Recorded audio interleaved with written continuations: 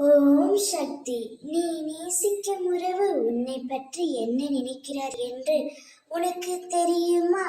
உன் அம்மா நான் சொல்கின்றேன் கேள். அதற்கு முன்பாக உன்னிடம் நான் ஒன்று சொல்ல வேண்டும். நீ நேசிக்கின்ற உறவை ஒரு நாளும் காயப்படுத்தாதே. அவர்களை இழிவாகவும் பேசாதே. அவர்கள் ஏதேனும் தவறு புரிந்தால் மன்னித்து ஏற்றுக்கொள். தவறு ஏதும் செய்யாமல் இவ்வுலகில் யாருமே இல்லை. அவ்வாறு உன்னால் மன்னிக்க முடியவில்லை என்றால் நீ மௌனமாக விலகி வந்துவிடு தங்கமே, அல்லது மௌனமாக இருந்துவிடு.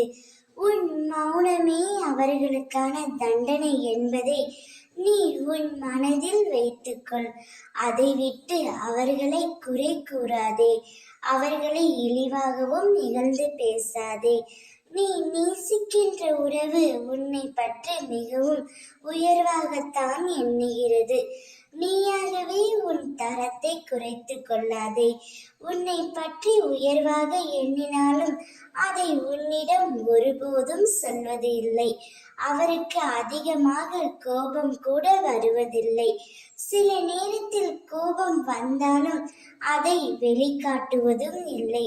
கோபம் என்பது எல்லோருக்கும் இயல்பாக வரக்கூடியதுதான்.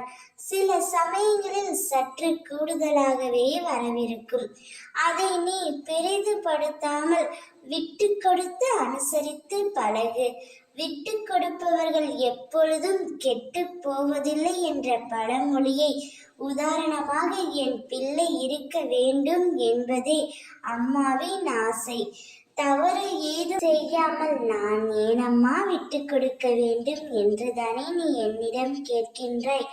தவறு செய்தால்தான் விட்டு கொடுத்து போக வேண்டும் என்பது இல்லை.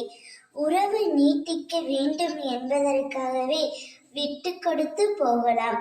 உங்கள் இருவரையும் ஒன்று சேர்க்கவே அம்மா நான் போராடி கொண்டே இருக்கின்றேன்.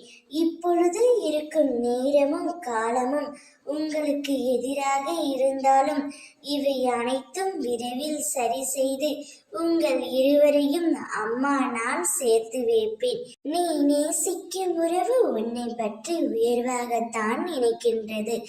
இந்த நன்னாளில் உங்கள் இருவரு வாழ்க்கையிலும் அம்மா நான் தீப ஒளி ஏற்றுவேன். அந்த தீபம் என்று அழியாமல் நீ பார்த்து கொள்ள வேண்டும். ஓம் சக்தி.